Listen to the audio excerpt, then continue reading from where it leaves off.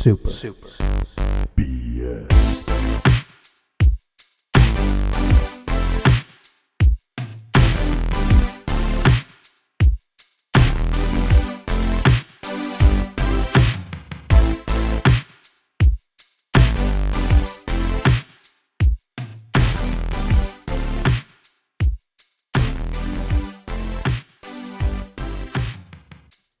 Well, la-di-da, we are back. It's Brank from Super BS, a podcast about video games mostly. I'm joined as a dynamic duo today, the original duo. I'm joined by someone so dastardly, so devious. Who am I joined by?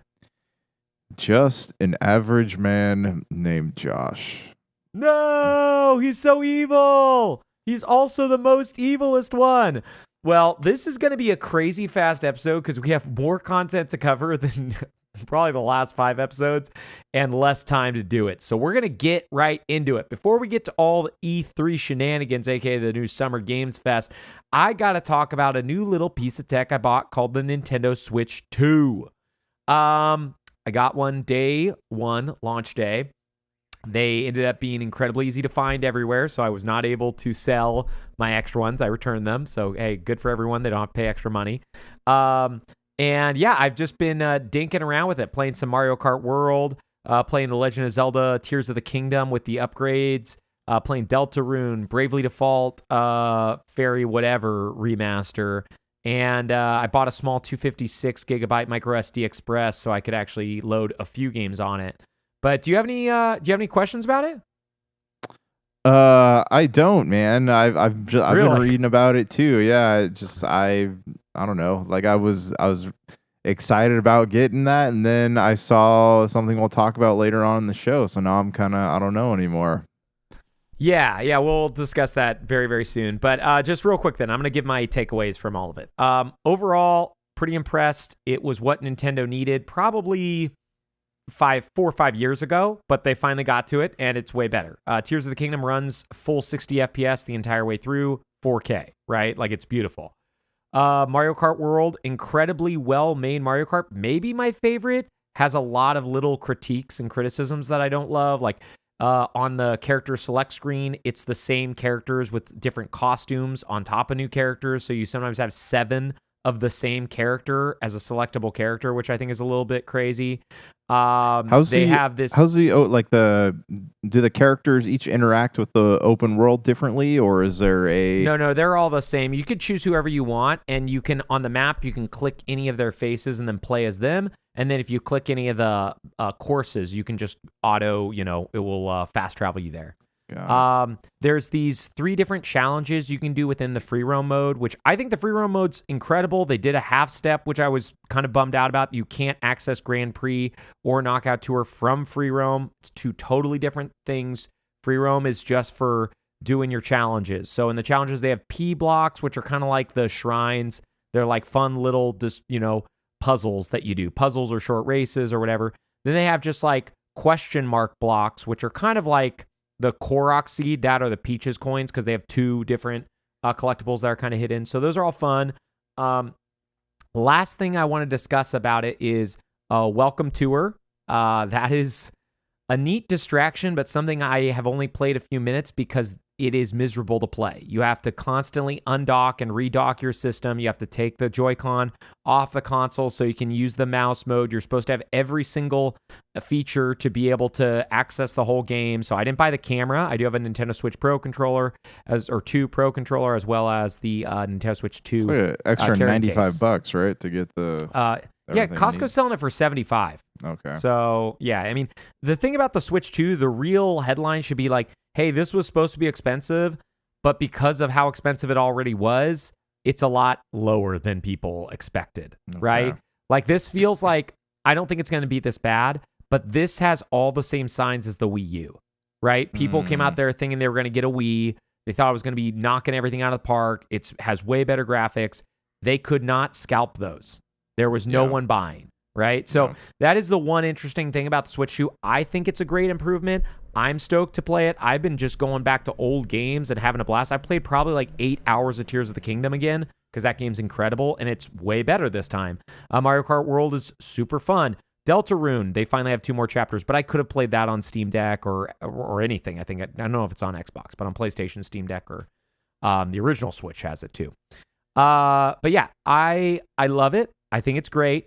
I do think it's coming out at a weird time. We'll discuss some stuff soon. And I think it's not going to be for everyone because the only real new game that is worth talking about is Mario Kart World. Every other game is just ports to it. Yeah.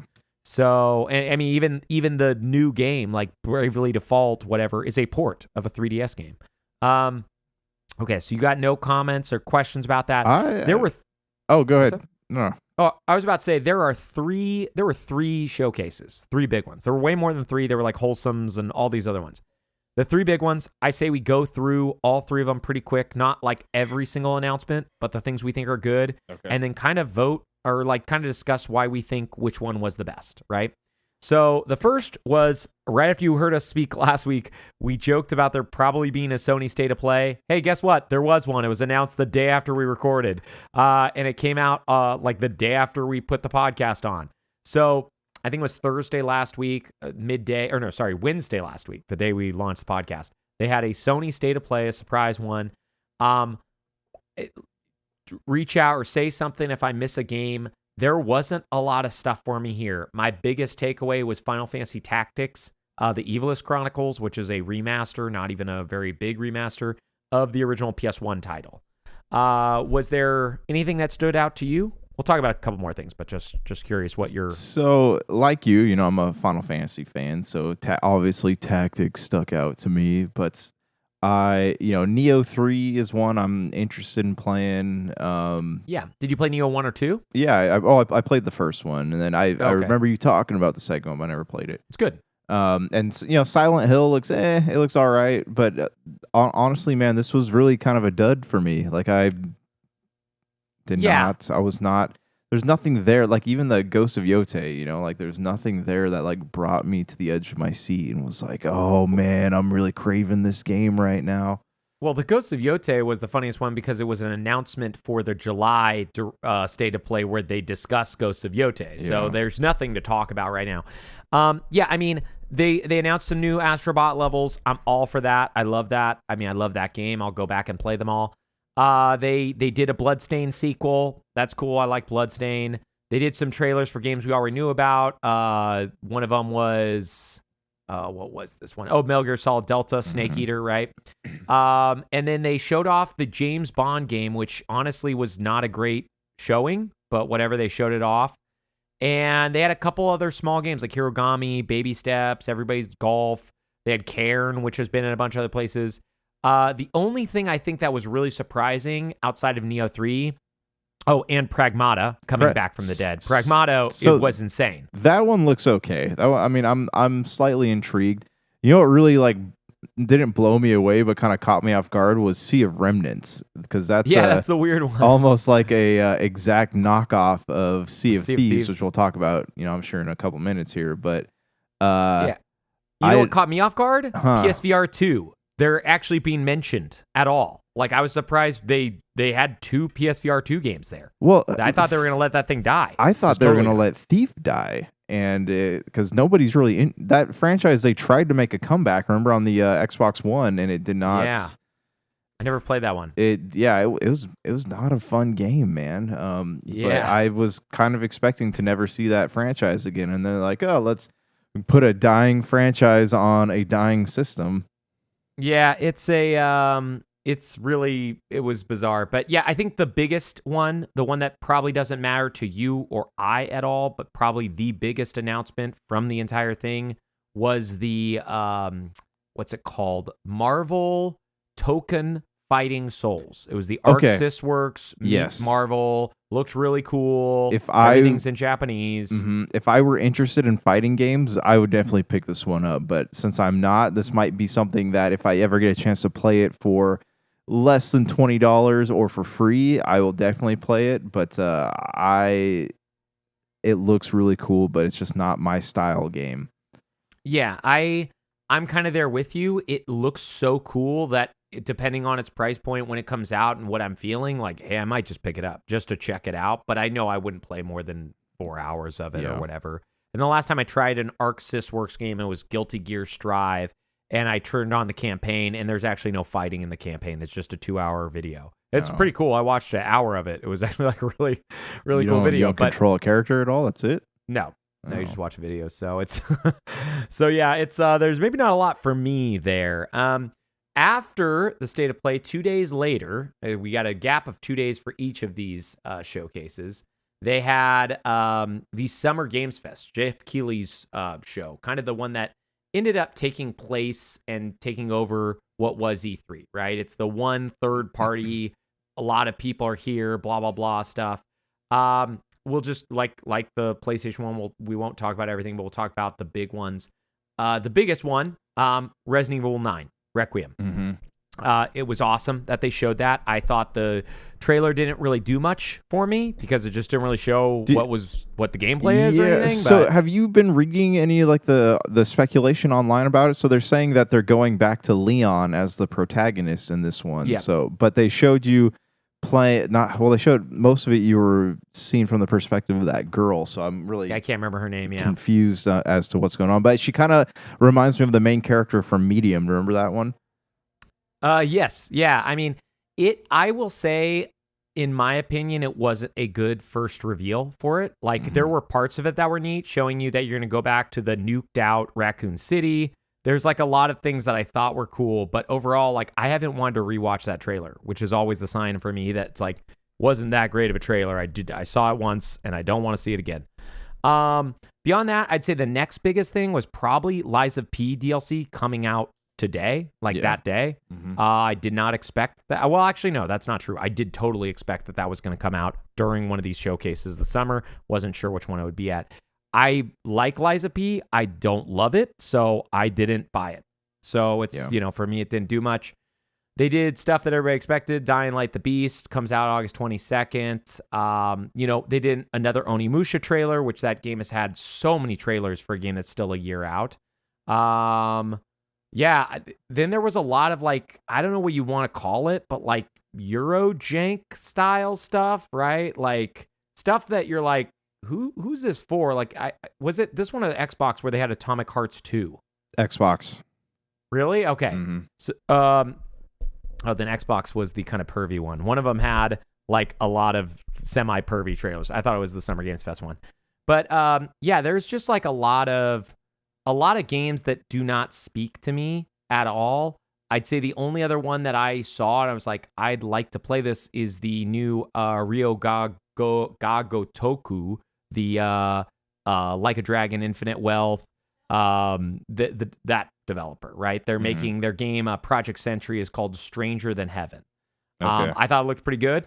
Yeah. It didn't speak to me. Oh, no. Atomic Heart 2 was shown at the Summer Games Fest. Was that Summer Games? Okay. Yeah, they all kind of blend together. This was not the most exciting year. Before we move on to the final and probably biggest one that we'll have the most talk about, did anything else stand out to you? I will say I'm really interested in Mixtape because I liked Artful So that was Escape. an Xbox one. No, that was also at the Summer Games Fest. Really? Yeah. Yeah, because they showed it, and then at Day of the Devs, which happened right afterwards, they went like more in depth with it.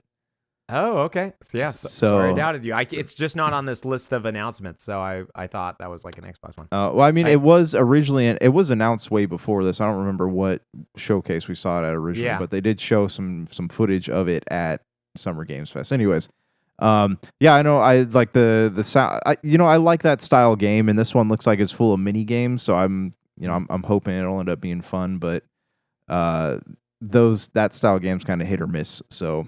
We'll see. Yeah, I feel like the one thing I took away from Summer Games Fest is this is going to be a slow year for AAA. There are not going to be mini games released. There will be probably 3 games we're talking about in the fall that are like big, right? Otherwise, there's going to be a lot of good indies, right? Those directs had Mixtape, right? That's coming out this year. Moonlighter 2. Mina the Hollower got a release date at the, I want to say it was Summer Games Fest.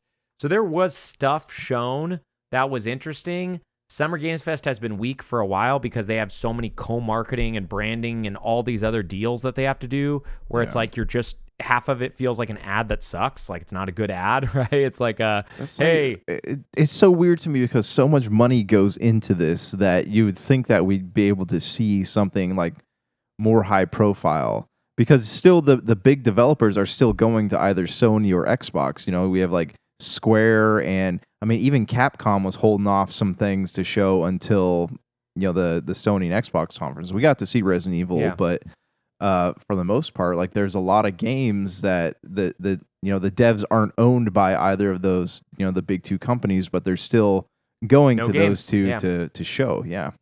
And there's games, and we can maybe discuss this after the Xbox, but there's a lot of games that were kind of expected to be there this year that weren't at any of the showcases. Gosh, yeah, I know, man. We'll get to it after this. We'll go over the Xbox One now. So Xbox 2 days later kicked off the summer showcase like they always do. I think it was like maybe like 50 minutes or 60 minutes, maybe it was up to 90 minutes of gameplay trailers, and then like an Outer Worlds 2 Direct.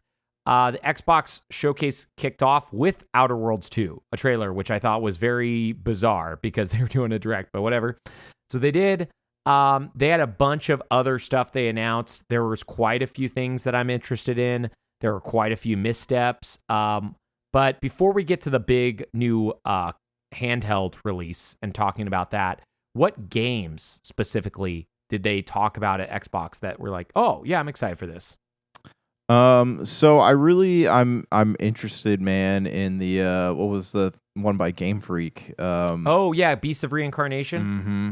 Yeah, that was kind of way out of left field. Game Freak, the well-known Pokemon developer, at the Xbox Game Showcase, doing with what looks to be like a super high budget RPG. quadruple A style game. Yeah, it's super crazy. So that looks pretty cool. I granted they didn't exactly show any like gameplay, it's mostly, you know, video, but you know, that was pretty neat. What was the shoot, I'm trying to remember. You know, obviously the Final Fantasy re-releases, which are the pricing was really threw me off on that one. Like I know we chatted about that a bit in our text thing, but $50 was not a price I was expecting. I was expecting like 30 maybe to play 16. It's really old. You can find it for $20 on PlayStation all the time. So it does really feel like they're just like, hey, screw you. We didn't want to put it on Xbox to begin with. We're just putting it on it now because you're the last market and we're going to get whatever we can from you. Yeah. So I would have actually supported it just because I would like to see Xbox get the games on it. But yeah, that price means I don't care. At this point, I'm not going to pay for it when I already have it on PlayStation. Right. And I know, you know, come the end of the year sales or whatever, it'll probably be down to $20, I'm sure, and I'll pick it up then. But it just like out the $50 out the gate for a game. Like if it was if I were buying a physical copy, I might, you know, justify that price. But for a digital version of a game that I've already purchased and is actually, you know, you can pick up for $30 on physically on PlayStation 5, it just was not a big purchase for me. And then I'm curious. That's the $50 isn't even the complete version. Yeah, that's without DLC. So it's 70 right, with the DLC. So it's like that's a lot of money for a game that came out. What was that? 2023? I think it was June 2023. So 2 years ago came out. It's already been on Steam. I think it's been on Epic, PlayStation 5, right? Like it's why just punish these people that you obviously hate and just don't care about? Just don't even put the game out. Honestly, with the way Square handles their stuff, I sometimes wonder if it would just be better if they actually just didn't put it out. Yep. Because they really, they truly make it feel like they do not want anything to do with Xbox. So, so yeah, man, I would agree with that. Sorry, keep talking. I got two more and we're done with the Final Fantasy talk. Okay. And then I'll hand it over. Yeah, Final Fantasy VII Remake Intergrade, like that's finally coming out to Xbox. It is crazy to me that it's not also was launched, and then also the fact they haven't even announced Rebirth. I'm assuming whenever Final Fantasy VII Remake Intergrade comes to Switch 2, that's when it will also launch on Xbox. It's an assumption. There's a lot of stuff we don't have dated right now. Yeah, go ahead with your other two, because I want to talk about this more broadly, and then we'll discuss the big announcements. Okay, I was going to say one of the other games is Chronos. Looks interesting because it gave me that like Dead Space vibe. I don't know if it's coming to games. So here's the thing: all these games, like I'm going to play them because they're coming to Games Pass, right? So almost all of them, not Blood of the Dawnwalker and a few of the others, but yes, a lot of them. So like Chronos, I'm definitely interested in playing, and then one that really got me fascinated was there are no ghosts at the Grand. Oh yeah, it's a really weird. It looks that was really a weird but game. I'm just like I watched it. I'm like, that like I'm solving a mystery, but I'm also like redecorating a hotel. Like Yeah. that sounds completely out of this world, and I'm 100% on board to play this. Yeah, I mean, there was a lot of fun stuff, I think, there, too. The Persona 4 remake, right? Revival. Mhm. That wouldn't have been an Xbox thing just 3 years ago. But Yeah. now that's an Xbox announcement. Like with Metaphor and all the rest. The Clockwork Revolution trailer, it was way too long. Oh but my boy, it looks gosh. good. I thought that I was the only person that felt that. I watched it. I'm like, what is this? It felt like it was about 15 minutes. And two, it was way too long. I thought that it was a BioShock game. I got real excited for a minute. Oh yeah, I knew what it was at literally the first glimpse, because it's just they did a pretty good job with their art direction. Where yes, it looks exactly like BioShock, but I knew the In Exile game from their previous trailer. I think it was 2 years ago. Mm-hmm. The craziest thing that blew my mind about though was they spent 15 minutes. There's still no release date. No. That was the longest trailer of gameplay and showing you what the game is with still like a, hey, we don't know when it's coming out. Someday, right? Yeah. And I mean, there were some other neat things. Grounded 2. I don't think any of us expected that. A year where Obsidian's a lot releasing of sequels Avowed. that really came out of nowhere. Yeah, Grounded 2 and what was the other one? Was High on Life 2? Yes, yeah, High on Life 2 is crazy, but the craziest thing for me is Obsidian has 3 games coming out this year. They have they released Avowed, Grounded 2 comes out next month, and Outer Worlds 2 comes out in October. So it blows my mind that they're essentially going to keep Xbox afloat, them and Tony Hawk 3+4, because there was I think it was what is the game company called that releases Psychonauts? I can never remember Double the name. Fine. Double Fine. They have their very unique looking Lighthouse game called Keeper that does come out this year too. In the world, like only Double Fine, right out of the minds of Double Fine, only they would make a game about a walking lighthouse.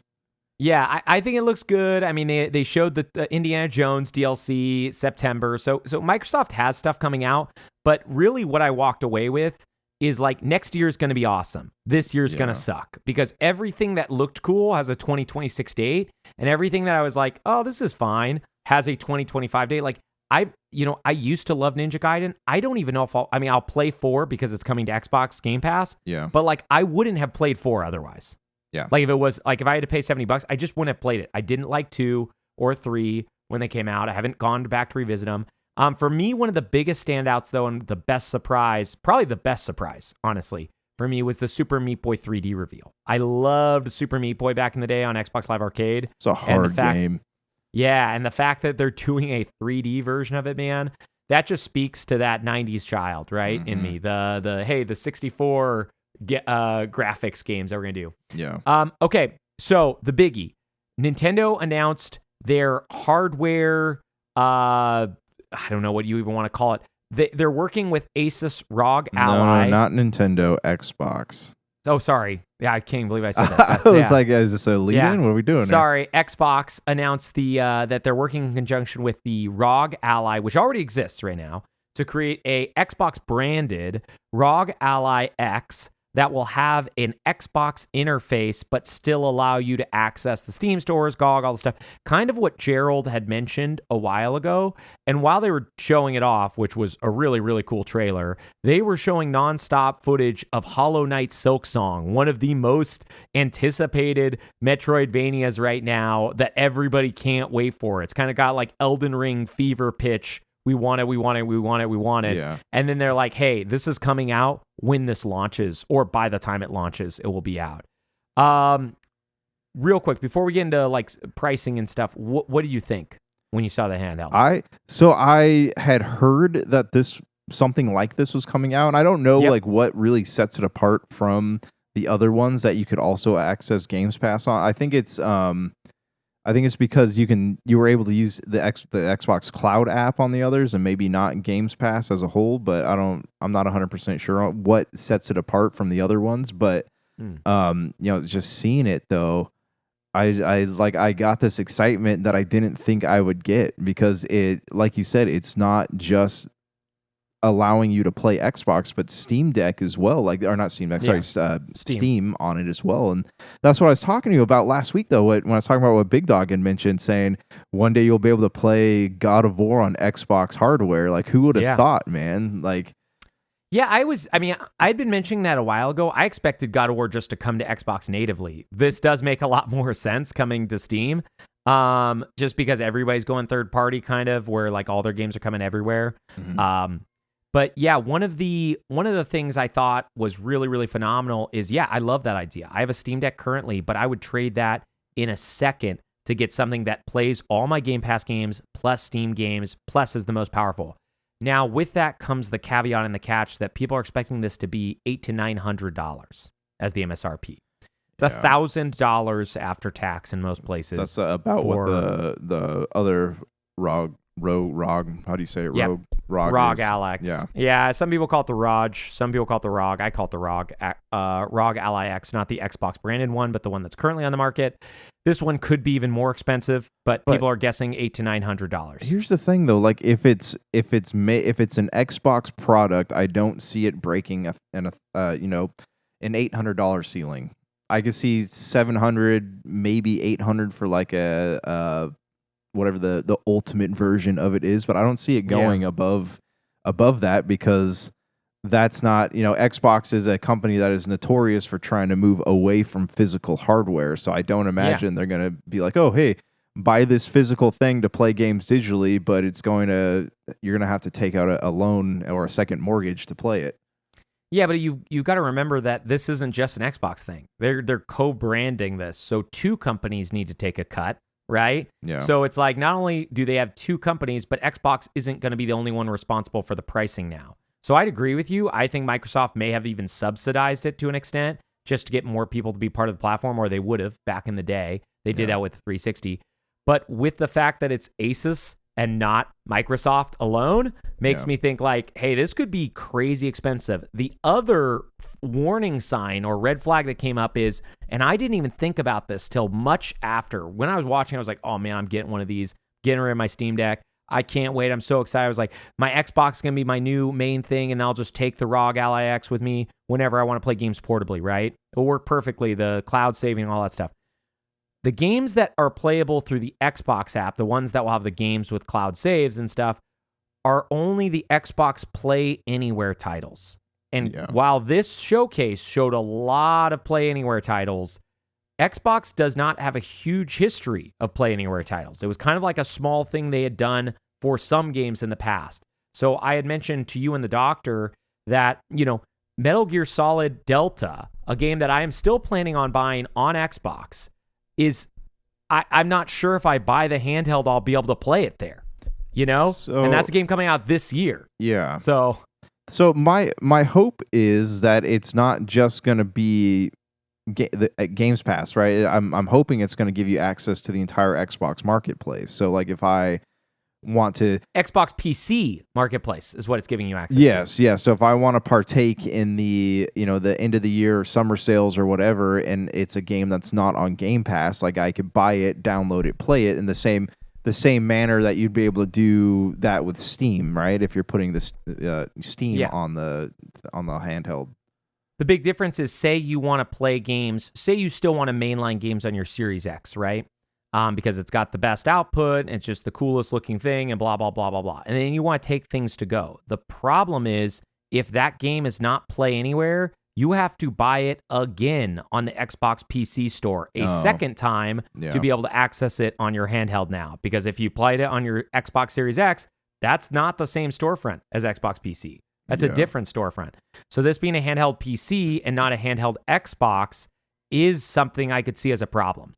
Now, I think that's going to blur more and more, but I still think we're at a weird area where, like, this year, it might not be worth getting one because there might not be that many options of games to play on it, right? Like, it might be worth waiting a year or two till they actually do what they say and bring all the games. They mentioned Dead to Rights on the original Xbox.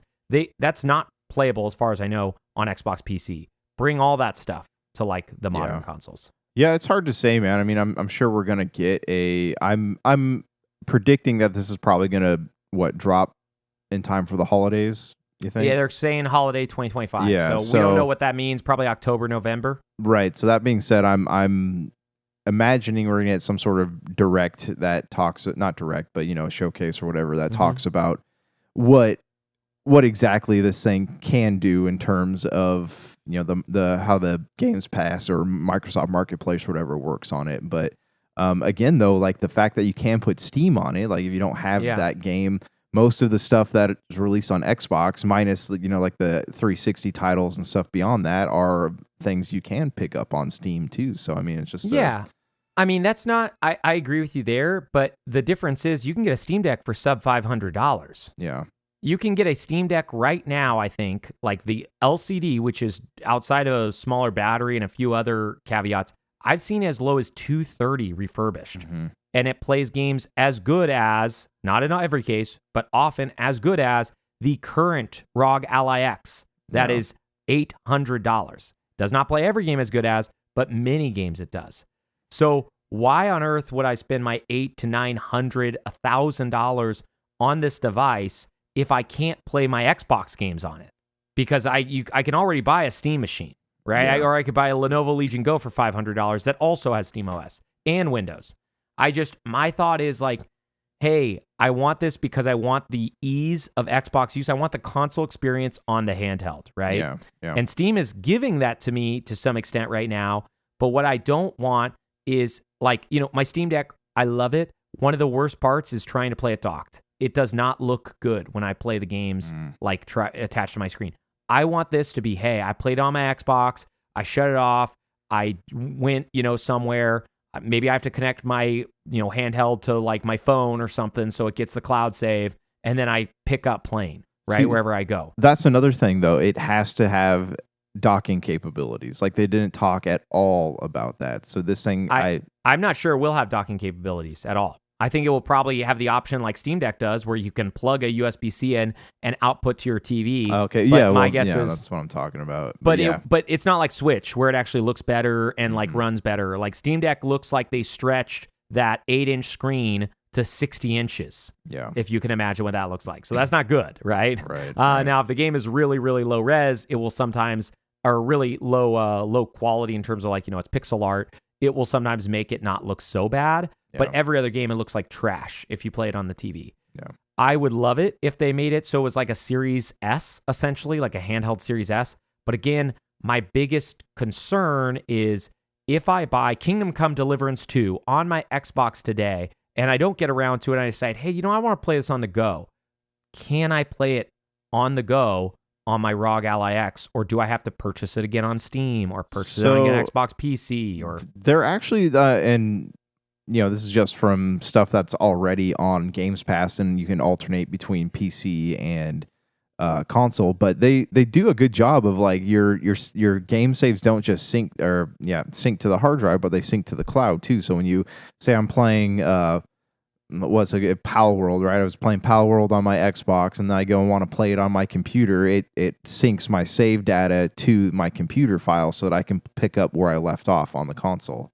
Yeah, no, I understand that. I think the problem is Kingdom Come Deliverance 2 is not an Xbox Play Anywhere title, meaning that you have to buy it separately on PC, and you can probably do a cloud save. I don't know for a fact, right? Like they might not have cross saves at all. Yeah. But you maybe can do a cloud save. But again, like, do I want to spend $140 on each game so I can play them portable and on my TV? Yeah. That kills the whole product. Yeah, that's fair.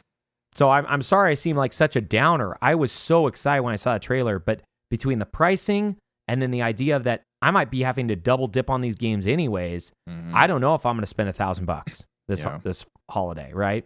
And realistically, even if it comes at $800, it will be $1,000 by the time you're done getting the micro SDs that you need, or the internal storage, or the carrying case, or whatever it doesn't come with that you actually need. But yeah, man, that's kind of like the main thing. One takeaway I want to go over that we didn't talk about is just games that weren't announced. I want to bring up this one, Splinter Cell. I cannot believe Splinter Cell wasn't announced. Ubisoft even teased it, which makes me think maybe it's coming soon, the announcement. They teased it like last week. Dude, it's so weird. Was there anything else that you saw there that you're like, man, they just didn't they didn't bring the heat, or this didn't show up. I expected this. I'll be honest, man. Like I know, like I said it when we were predicting it. I was expecting Forza to show up because Forza is usually one of their annual entries, and like it's I play every Forza that comes out. I love those games, and nothing crickets. We knew Fable. They talked about it, but they didn't show anything. And we knew Fable was on the not coming out this year, and they weren't going to talk about it. Gears of War, not didn't show it. Crickets, right? And the big one that surprised me was Halo. Like he had mentioned, he goes, and a return to an old classic. And they show the Call of Duty Black Ops 7 trailer. That was the worst way to show in the show. 5 minutes. He got everyone stoked. I was totally expecting to see Master Chief walk across the screen, but why Call of Duty? Nobody cares about, because people do. Okay, people care about the multiplayer stuff, right? But why would you show this probably super stupid expensive cinematic for a single player campaign that nobody's gonna play? I really think Xbox, this is the first time in probably the last 4 years where they had a lot of missteps in their showcase. They normally have a couple things that aren't for me. Yeah. This showcase had the most missteps, the most things. And I honestly think it's just because nothing's ready. I think 2026, this year, the end of last year, the beginning of this year, Xbox was killing it, right? Yeah. Tons of games, Avowed, Oblivion. We talked about this on the other podcast. Why release Oblivion the same week as Expedition 33, a week after South of Midnight? You have nothing all summer and nothing in the fall, right? It's or not nothing in the fall. Very few big games in the fall. Yeah. So it's what are you doing? And that's kind of how I felt about all these things. Before we bounce, we should talk about which showcase do you think was the best? Which one do you think was the worst? It's hard. It's like trying to decide which was the best worst showcase. Yeah, that's exactly it. I would say Xbox was probably the best.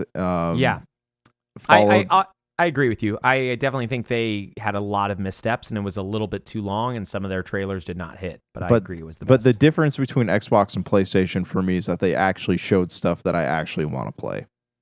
Yeah, I mean, for me, truthfully, it was the Xbox is the winner, and PlayStation was second, and Summer Games Fest was the worst. Summer Games Fest was the one where I left, and outside of Resident Evil 9, I didn't walk away very impressed. I don't even know why I watched that. I like it. It's traditionally it's been bad, right? They've announced, they don't really announce great stuff there, but no, they normally have a surprise, you know. I mean, that's where the Last of Us Part 1 remake came out. Yeah, and the only reason we got Death Stranding at Summer Game Fest was because of the friendship between him and Hideo Kojima. Yeah, but I digress, man. I will say, I watched that and I got to the end. I was like, man, why did I waste my time watching that? There's so many other things I could have been doing. Yeah, this year, and I was talking to you and Dr. Donna about this via text, but this feels like it's gonna go down as just a rough year. Do you remember 2014, the Shadow of Mordor year, where they had Dragon Age Inquisition and Shadow of Mordor? Yeah, it was preceded, the previous year had BioShock Infinite, Last of Us, the original Last of Us, Grand Theft Auto 5, right? Huge, crazy year for gaming, and there was probably way more than that, but those are the three that come to mind. Yeah. That 2020 or 2014 was not good. It wasn't bad. I enjoyed playing Shadow of Mordor. I liked Dragon Age Inquisition a lot, but overall it was a really, really weak year. That's what this year feels like. Yeah. It feels like, hey, this is a year where it's you got your Mario Kart World, you got your new Mario Kart, the Donkey Kong might be okay. There were some small games like Expedition 33 that came out that really blew us away. Some cool indies, but overall, unless Ghost of Yotei ends up being the best PlayStation exclusive ever, it's going to go down as a really tough year because nobody's super excited for Black Ops anymore. That doesn't bring the heat. They just had one, not even 6 months ago, not even 8 months ago released. And then on top of that, you've got all of these just double A to indie style games that are going to get precedence now in these showcases because Microsoft has to fill in these gaps that are being left by their huge behemoths like Clockwork Revolution, Forza, Fable, Gears, Halo, right? All the games that we expect. Perfect Dark, we've seen them for too long and nothing's come of it. So Yeah. I'm really hoping, man, that we see some more stuff. I'm enjoying my Switch 2 though right now. I am curious what will happen there. I'm hoping we get a surprise Nintendo Direct here announced in the next week or two. So Nintendo has a decent year, but yeah, man, very, very strange year overall. The last Gamescom is going to be the last opportunity, right, for them to talk about stuff.